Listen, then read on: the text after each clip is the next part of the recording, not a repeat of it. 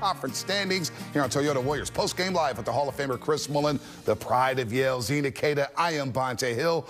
Look, the Warriors blew this game open in the third quarter, went up 25 points. Now the Blazers kept fighting and fighting and fighting, but the Warriors had too much star power for them, and they got out, and hopefully Stephen Curry is healthy with that right thumb. Bonte, the Warriors did not have control despite having the lead at the half, but then they opened up the third quarter with a 17-5 run. You saw offense starting to be more fluid, flowing more easily, easier buckets. Now, don't get me wrong, Portland went on their run too, 10-1, and it got a little close within 16. But what happens? You want to have more runs than your opponent. They close the third quarter with a 7-1 run, and boom, that's when things get open. That's when you get Steph Curry on the bench, resting and getting to prepare for the Clippers. Yeah, short-handed Blazers team. They showed a lot of effort, could not execute, couldn't make shots. The Warriors offense wasn't at A-level game for them, but Jimmy Butler came through. You mentioned Steph being able to stay on the bench. Jimmy Butler took over in the fourth quarter, 11 for 11 from the free throw line, so he controlled those half-court possessions. So like you said about it, they got the win. Now they control their own destiny on Sunday afternoon at Chase Center at 12:30 versus the Clippers. No doubt. Can't wait for that 11:30 pregame show right here at NBC Sports Bay Area live at the Gatehouse. See the Warriors force 22 turnovers tonight in Portland. They took advantage of those turnovers, scoring 20 points off those turnovers, one of our keys to the game. And you want to make sure that you can get turnovers over a team like this. This is a long team. They run in transition. You want to have more opportunities at the basket than the opponent. And so it was really great to see the Warriors being able to run with a team like this, especially in that fourth quarter when you'd imagine them getting a little bit tired. No, they were still running and attacking. All right, we're going to look at the Wild Western standings a little bit later, but let's go back up to Portland with Fitz and Buki, sent by with Draymond Green. Do hold on, setting up that matchup on Sunday. Ooh, is that when Christie? That's not when Christie got his tech, right? Oh, Doug Christie, earlier in the fourth quarter, yeah. May have woke the Kings up. Maybe. Okay. I don't know. That was close. James Harden has had a resurgent year, playing great basketball all season long. Kawhi Leonard's back healthy. Norman Powell, Ivica Zubac. I know you love that big, Zena. This is a dynamic Clipper team. They're healthy. You said, Bonte, they're playing as good as the Warriors. Two of the best teams in the Western Conference will meet Sunday for the right to either be in the play-in or be in the playoffs. And most importantly, for both these teams, I know they both want to get that week off. No doubt about that. Clippers did clinch a top 5 spot in the Western Conference. I'm eager to see who they play on Sunday, but the Warriors have to win, Zena, to clinch a top 6 spot in the Western Conference. Yeah, I mean, the thing about the Clippers is that they got bodies to throw at you, whether it's Derrick Jones Jr., Amir Coffey. They've got length on the perimeter. And when you think about what the way that the Warriors played tonight, Portland was up in the paint. In terms of this basket score, right? And so you're looking at the Warriors. If you're trying to, you got to slow down Ivica Zubac. That's going to be a problem on its own. But then also being able to stop the perimeter attackers. Kawhi's going to get to the paint in his way.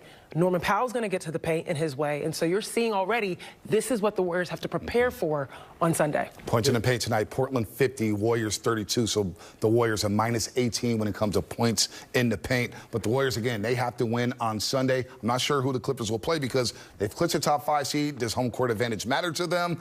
We'll see about that. We'll discuss that later on in the program. But let's talk about Jimmy Butler, who did save his best for last in the second half against the Portland Trail Blazers tonight. 11 for 11 from the free throw line. More free throw attempts than field goal attempts, but that's what Jimmy Buckets does. A game-high 24 points, 7 assists, Bully, 5 rebounds. His knack to get to the free throw line, that's a talent in itself, and he's flipped the Warriors' free throw shooting since he's been aboard. It's been a huge factor, Bonte, in their late season success. Jimmy Butler getting to the free throw line, creating for his teammates.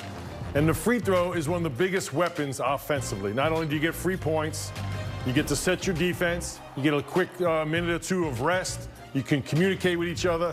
Free throws are all good, and the Warriors were at one point the worst free throw percentage. They were not getting there. Since Jimmy Butler has arrived, they skyrocketed to the top 5 in both categories. It's been a huge factor for their success. How huge is it to be able to see, you saw in the clips, somebody that can face up and take their opponent. Immediately, you have somebody that can take up space in the middle of the paint, and that is allowing the Warriors to play more inside out, which you saw in the second half. When the offense started to slow down, there was a lot more movement. People were cutting at the right times, and that's because you got someone in the paint that can maneuver with the ball for himself or see his teammates. That is something the Warriors need to work on here. As of late, they haven't been as balanced offensively. A lot of three-point attempts. They need to get back to the inside out attack, as Zena just mentioned. Well, you think about Bonte. Bonte. When you face up in the triple threat as Zena did, you want spacing, which is really shooting on the floor, so Jimmy Butler can go to work one-on-one because he's going to get a shot, going to get a foul. But maybe more important, if they do come double-team him,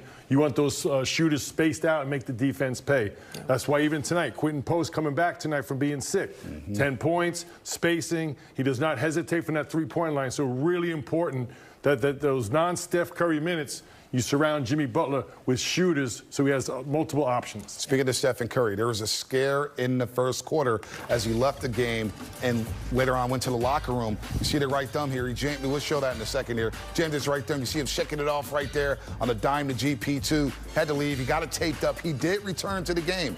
And he only played 27 minutes tonight as he sat most of the fourth quarter. Tonight, 14 points, 5 rebounds, 5 assists. But the most important thing is that he came out of the game clean because you do not want any injuries, especially to your star player in game number 81. And as Steph always does, when he misses games, he came right out of the locker room, knocked down his first three-point shot, had a decent night. The only concern, Bonte and Zena, to me is, you know, you had to have that tape on the finger.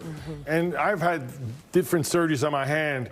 Even before I had surgery, once I got injured, it seemed like there was a bullseye. No matter what, that next game, I always kept getting hit in that spot. So, again, another important reason you get that game Sunday, so you have that week off. Yeah, it feels like even when we saw Brandon Podolski get hit in the face, it felt like every game after he kept getting hit in the face, right? You just are more liable. I don't know what it is. But for me, I mean, seeing that, it's constant pressure to be catching the ball, hit the ball. I was really happy to see him go up with that layup with that hand because that maybe means that it might not be bothering him as much, but that is something that is really uncomfortable, and so it was good to see him play through that. And as Mully said, the more time that he doesn't have to do any ball handling, maneuvering with it will be great. What is the challenge of playing with the tape on your thumb? Well, you've had thumb injuries, hand injuries. What is your challenge Steph is going through with the tape all over his thumb? Yeah, I think it matters on the degree of the injury. If it's a sprain, you're going to be fine, especially with a week off. Yeah. Now, if you have ligament damage, it's a whole different story, but we don't think that's the case. So to me, you get that game Sunday, that week off would be really important for Steph, just to heal up. He had that tailbone injury. Just have that week to rest and recover and get mentally and physically refreshed for the playoffs. All right, let's just discuss Buddy Hield here. He had 12 points in the first half, had it rolling there. And, of course, he made the 200 club, made 3 club for the 7th time in his career. That's right, 7 times over the course of his career. He's made at least 200 threes in the season, 16 points a night. And, Zena, we discussed this in our pregame show. It is imperative for Buddy to get rolling here because he's one of the few knockdown, spot-up three-point shooters this team has. And we did discuss this, and when we discussed it, Mully mentioned Buddy Hield is one of those players that is consistently in the gym.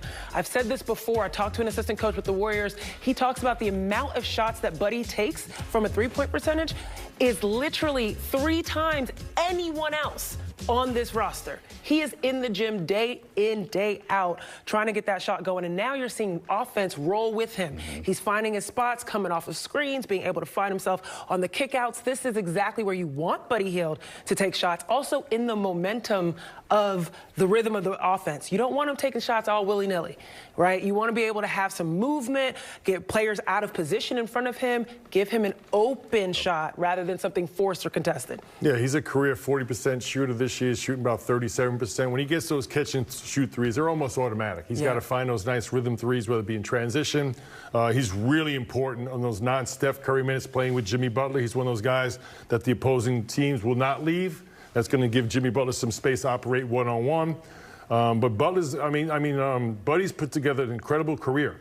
Now, you talk about making 200 threes 7 times and a career 40% three-point shooter. Even if he's not making shots, the opposing defense will guard him tight, which opens up opportunities for his teammates. You got to respect him, and that's huge. And the fact that he's also playing defense and doing all the other little things, that's huge. No doubt about that. All right, so the Warriors get the win in Portland, their last road game of the regular season. They'll head home for a Sunday matinee with the